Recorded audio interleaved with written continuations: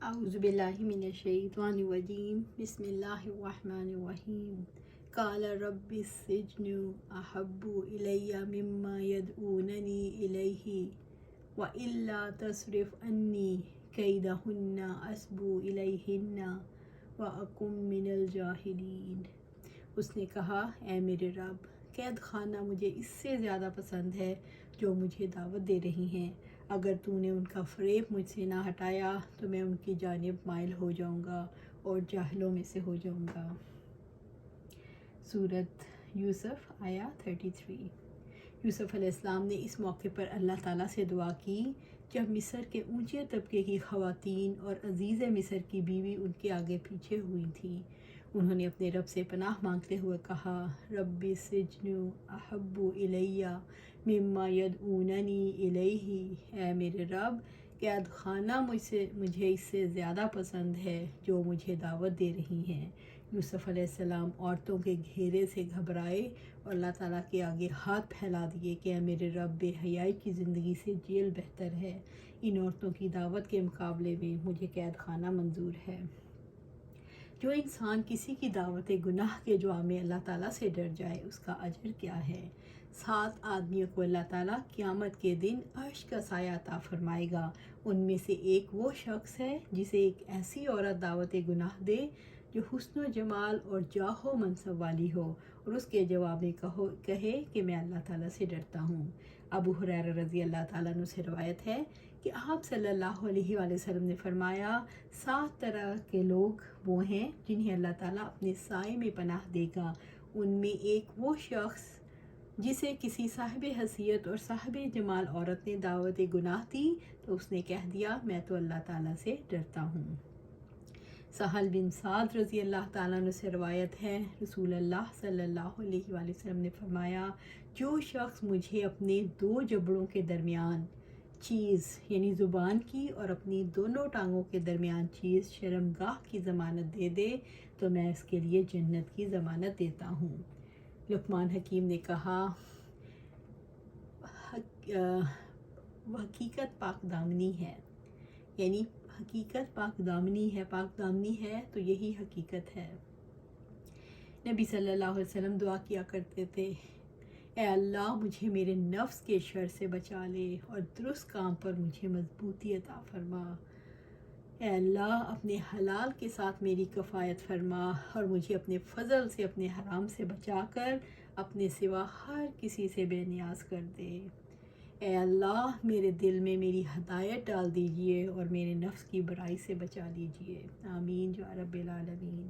وَإِلَّا تَصْرِفْ عَنِّي كَيْدَهُنَّ أَصْبُ إِلَيْهِنَّ، اور اگر تو نے ان کا فریب مجھ سے نہ ہٹایا تو میں ان کی جانب مائل ہو جاؤں گا۔ یوسف علیہ السلام نے اپنی دعا میں کہا کہ اے میرے رب، اگر ان عورتوں کے شرفناک ارادوں اور مکر و فریب سے مجھے دور نہ کیا تو میں ان کی طرف مائل ہو کر ان کے جال میں پھنس جاؤں گا، کیونکہ میں کمزور بندہ ہوں۔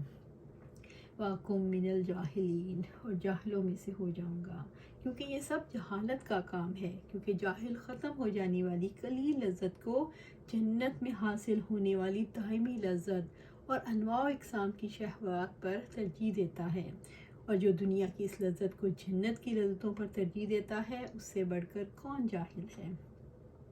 علم و عقل ہمیشہ بڑی مصلحت اور دائمی لذت کو مقدم رکھنے اور ان امور کو ترجیح دینے کی دعوت دیتے ہیں جن کا انجام قابل ستائش ہوتا ہے۔ فَاسْتَجَابَ لَهُ رَبُّهُ فَصَرَفَ عَنْهُ كَيْدَهُنَّ إِنَّهُ هُوَ السَّمِيعُ الْعَلِيمُ، چنانچہ اس کے رب نے اس کی دعا قبول فرمائی سو ان کا فریب اس سے دور کر دیا، یقیناً وہ سب کچھ سننے والا، سب کچھ جاننے والا ہے۔ فَاسْتَجَابَ لَهُ رَبُّهُ، چنانچہ اس کے رب نے اس کی دعا قبول فرمائی۔ اللہ تعالیٰ نے یوسف علیہ السلام کی دعا قبول فرما لی۔ فَصَرَفَ عَنْهُ كَيْدَهُنَّ، سو ان کا فریب اس سے دور کر دیا۔ اللہ تعالیٰ نے یوسف علیہ السلام کو عورتوں کے جال اور گناہوں سے بچا لیا، انہیں کمال درجے کی پاکیزگی عطا کی۔ یوسف علیہ السلام پاک دامنی اور روحانیت کے کمال پر تھے، جیسے وہ حسن و جمال میں کمال پر تھے۔ إِنَّهُ هُوَ السَّمِيعُ یقیناً وہ سب کچھ سننے والا اللہ تعالیٰ دعا مانگنے والے کی دعاؤں کو سنتا ہے۔ اس نے یوسف علیہ السلام کی دعا سن لی اور قبول کر لی اور انہیں عورتوں کے شر سے بچا لیا۔ العلیم، سب کچھ جاننے والا ہے۔ اللہ تعالیٰ نیتوں کے اخلاص کو جانتا ہے۔ نیک نیتی اور فطری کمزوریوں کو جاننے والا رب مدد کے لیے پکارنے والے کی دعا کرنے والے کی دعاؤں کو قبول کرتا ہے۔ اللہ تعالیٰ نے یوسف علیہ السلام کی دعا کی وجہ سے انہیں آزمائش سے نجات دلائی۔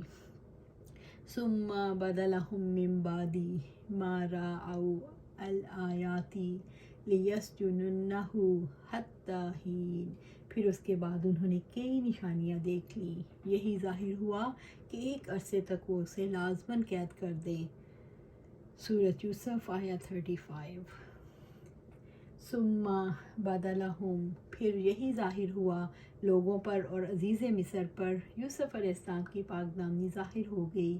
من بعد ما رأوا الآیات، اس کے بعد کہ انہوں نے کئی نشانیاں دیکھ لیں، یعنی یوسف علیہ السلام کی پاک دامنی کی واضح نشانیاں دیکھنے کے بعد، اور وہ قمیص تھی جس کا دامن پیچھے سے پٹا ہوا تھا، لیسجننہ حتی حین، ایک عرصے تک وہ اسے لازماً قید کر دیں تاکہ اس طرح خبر منقطع ہو جائے اور لوگ اس واقعے کو بھول جائیں، کیونکہ جب کوئی خبر شائع ہو جاتی ہے تو اس کا ذکر عام ہونے لگتا ہے اور خود اسباب کے باعث یہ خبر پھیلتی چلی جاتی ہے۔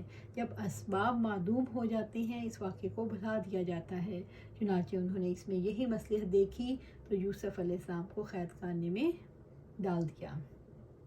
اس واقعے سے جہاں مردوں کی اپنی بیگمات کے سامنے بے بسی پر روشنی پڑتی ہے، وہاں یہ بھی معلوم ہوتا ہے کہ وہاں کی انصاف کرنے والی عدالتیں بھی جس کی لاٹھی اس کی بھینس کے اصول پر اپنے فیصلے کیا کرتی تھیں، اور نامعلوم مدت اسی لیے تھی کہ نہ کوئی فرد جرم لگ سکتی تھی اور نہ ہی یہ فیصلہ کیا جا سکتا تھا کہ اس بے گناہی کی سزا کتنی مدت تک ہو سکتی ہے، اور غالباً اس میں یہ مصلحت سمجھی گئی کہ جب تک لوگ اور بالخصوص عورتیں یہ بھول نہ جائیں یوسف کو قید میں رکھ دیا جائے۔ یوسف علیہ السلام کی پاک دامنی واضح ہو جانے کے باوجود ان کو قید کیوں کیا گیا؟ اونچے طبقے کے گھرانوں کی عزت کا تحفظ اسی طرح ہوتا ہے کہ بے گناہوں کو قید کر دیا جائے۔ عزیز مصر اپنی بیوی کو یوسف علیہ السلام سے دور رکھنا چاہتا تھا، بیوی پر تو بس نہیں چلتا تھا، غلام پر بس چلا تو اسے قید کروا دیا۔ وَدَخَلَ مَعَهُ السِّجْنَ فَتَيَانِ قَالَ أَحَدُهُمَا إِنِّي آرَانِي آسِرُ خَمْرًا وَقَالَ الْآخَرُ إِنِّي آرَانِي أَحْمِلُ فَوْقَ رَأْسِي خُبْزًا تَأْكُلُ الطَّيْرُ مِنْهُ نَبِّئْنَا بِتَأْوِيلِهِ إِنَّا نَرَاكَ مِنَ الْمُحْسِنِينَ۔ اور اس کے ساتھ قید خانے میں دو غلام بھی داخل ہوئے۔ ان میں سے ایک نے کہا، میں خواب میں دیکھتا ہوں کہ میں کچھ شراب کشید کر رہا ہوں، اور دوسرے نے کہا، میں خواب میں خود کو دیکھتا ہوں کہ میں نے اپنے سر پر روٹیاں اٹھا رکھی ہیں جن سے پرندے کھا رہے ہیں، ہمیں اس کی تعبیر بتائیے، بلا شبہ ہم آپ کو نیک لوگوں میں سے دیکھتے ہیں۔ سورۃ یوسف آیا 36۔ قال أحدهما إني آراني آسر خمرا، ان میں سے ایک نے کہا، میں خواب میں خود کو دیکھتا ہوں کہ میں شراب کشید کر رہا ہوں۔ ان دونوں میں سے ایک نے خواب دیکھا کہ میں انگوروں کا شیرہ نچوڑ رہا ہوں۔ اہل امان انگور کو خمر ہی کے نام سے پکارتے تھے۔ پورا خواب یہ تھا کہ میں نے انگور کا درخت لگایا ہے، اس میں خوشے لگے ہوئے ہیں، میں درخت سے انگور کے خوشے توڑ کر اس سے رس نچوڑ رہا ہوں تاکہ بادشاہ کو پلاؤں۔ وقال الآخر إني آراني أحمل فوق رأسي خبزا، اور دوسرے نے کہا، میں خواب میں دیکھتا ہوں کہ میں نے اپنے سر پہ روٹیاں اٹھا رکھی ہیں۔ دوسرے نے کہا، میں خواب میں دیکھا کہ میں سر پر روٹیاں اٹھائے ہوئے ہوں، تاکل الطیر منہ، جن سے پرندے کھا رہے ہیں، یعنی روٹیوں کو کھانے کے لیے پرندے آ رہے ہیں اور اس میں سے کھا رہے ہیں۔ نبینا بتاویلہ، ہمیں اس کی تعبیر بتائیے۔ دونوں قیدی یوسف علیہ السلام کے اخلاص سے بہت متاثر ہوئے۔ قید خانے میں ان کی عبادت، سچائی اور امانت کی بڑی شہرت تھی۔ دونوں قیدی بھی یوسف علیہ السلام سے بے حد محبت کرتے تھے۔ انہوں نے یوسف علیہ السلام کی نیکی اور پارسائی کی وجہ سے ان سے خوابوں کی تعبیر پوچھی کہ انجام کیا ہوگا۔ انا نراکا من المحسنین، بلا شبہ ہم آپ کو نیک لوگوں میں دیکھتے ہیں۔ دونوں قیدیوں نے اعتراف کیا کہ آپ اللہ تعالیٰ کے بندوں کے ساتھ بھلائی کا معاملہ کرتے ہیں، ہم پر بھی احسان کریں۔ قال لا یاتیکما طعام ترزقانہ الا نبأتکما بتأویلہ قبل ان یاتیکما ذالکما مما علمنی ربی انی ترکت ملۃ قوم لا یؤمنون باللہ وہم بالآخرۃ ہم کافرون۔ یوسف علیہ السلام نے کہا، تم دونوں کا کھانا جو تمہیں یہاں ملتا ہے تمہارے پاس وہ نہیں آئے گا مگر اس سے پہلے ہی میں اس کی تعبیر تمہیں بتا دوں گا۔ یہ اس علم میں سے ہے جو میرے رب نے مجھے سکھایا ہے، یقیناً میں نے ان کا طریقہ چھوڑ دیا جو اللہ تعالیٰ پر ایمان نہیں لاتے اور آخرت کا کفر کرنے والے ہیں۔ سورہ یوسف آیا 37۔ قالا، یوسف علیہ السلام نے ان کے مطالبے کا جواب دیتے ہوئے کہا، تم دونوں کا کھانا جو تمہیں یہاں ملتا ہے تمہارے پاس وہ نہیں آئے گا مگر اس سے پہلے ہی میں اس کی تعبیر تمہیں بتا دوں گا۔ یوسف علیہ السلام نے قید خانے کے دوستوں سے کہا، میں تمہارے خوابوں کی تعبیر تمہیں ضرور بتاؤں گا، مجھے اس کا علم ہے، تمہارا کھانا آنے سے پہلے تمہارے خواب کی تعبیر بتا دوں گا۔ یوسف علیہ السلام اس موقع پر انہیں ایمان کی دعوت دینا چاہتے تھے اور اس کے لیے کھانے کا وقت جو انتظار کا وقت تھا زیادہ مفید تھا، اس لیے کہ وہ ان دونوں قیدیوں کے لیے بھی زیادہ قابل قبول تھا۔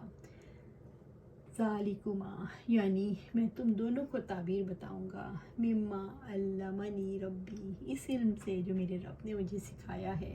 یہ علم تعبیر مجھے میرے رب نے سکھایا ہے، یہ اللہ تعالیٰ کا مجھ پر احسان ہے۔ یقیناً میں نے ان کا طریقہ چھوڑ دیا جو اللہ تعالیٰ پر ایمان نہیں لاتے اور وہ آخرت کا کفر کرنے والے ہیں۔ میرا راستہ ان لوگوں سے الگ ہے جو نہ اللہ تعالیٰ پر ایمان لاتے ہیں، نہ آخرت پر یقین، نہ آخرت کے ثواب کی امید رکھتے ہیں، نہ عذاب کا خوف انہیں برائی سے روکتا ہے۔ وَاتَّبَعْتُ مِلَّةَ آبَائِي إِبْرَاهِيمَ وَإِسْحَاقَ وَيَعْقُوبَ مَا كَانَ لَنَا أَن نُشْرِكَ بِاللَّهِ مِن شَيْءٍ ذَلِكَ مِن فَضْلِ اللَّهِ عَلَيْنَا وَعَلَى النَّاسِ وَلَكِنَّ أَكْثَرَ النَّاسِ لَا يَشْكُرُونَ۔ اور میں نے اپنے آباء و اجداد یعنی ابراہیم اور اسحاق اور یعقوب کے دین کی پیروی کی ہے۔ ہمارا یہ کام نہیں کہ ہم اللہ تعالیٰ کے ساتھ کسی کو شریک ٹھہرائیں، یہ ہم پر اور تمام لوگوں پر اللہ تعالیٰ کے فضل میں سے ہے، لیکن اکثر لوگ شکر ادا نہیں کرتے۔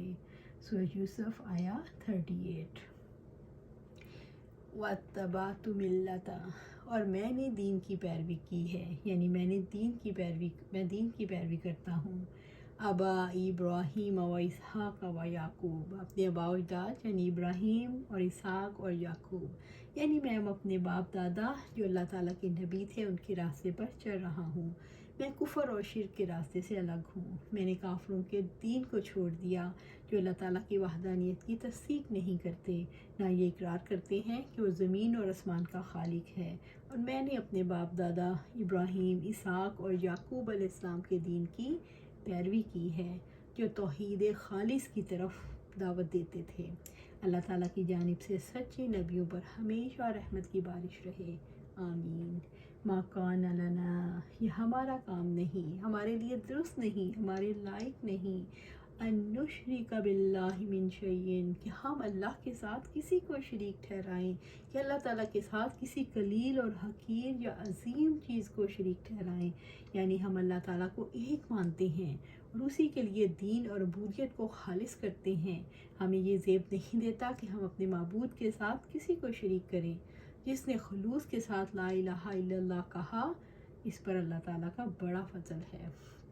ذالک من فضل اللہ، یہ اللہ تعالیٰ کا فضل، اللہ تعالیٰ کے فضل میں سے ہے، یہ بندوں پر اللہ کا فضل ہے اور اس کا احسان ہے، علینا وعلی الناس، اور ہم پر اور تمام لوگوں پر، یعنی یہ اللہ تعالیٰ کا فضل ہے کہ اس نے ہمارے سینوں میں توحید اتاری اور ہمارے دل اس کے انوار سے جگمگائے، اسی کی ہم پر وحی بھیجی اور اسی دولت کو لوٹنے کا ہمیں حکم دیا، اور ہم اس نعمت عظمیٰ کو دے کر لوگوں کی ہدایت کے لیے بھیجے گئے۔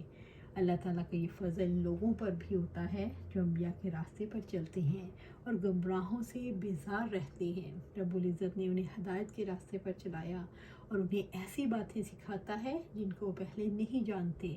یوسف علیہ السلام نے نوجوانوں میں یہ بات محسوس کر لی تھی کہ وہ ان کی عزت کرتے ہیں اور سمجھتے ہیں کہ وہ جو بات بتائیں گے وہ حق ہے، اس لیے یوسف علیہ السلام نے بتایا کہ مجھ پر اللہ تعالیٰ کا فضل ہے، اگر میں شرک سے بچ گیا اور میں اس مقام پر پہنچ گیا، آپ بھی اسی راستے پر چلو۔ وَلَكِنَّ أَكْثَرَ النَّاسِ لَا يَشْكُرُونَ، لیکن اکثر لوگ شکر ادا نہیں کرتے، یعنی اکثر لوگ اللہ تعالیٰ کے انعامات کا شکر ادا نہیں کرتے۔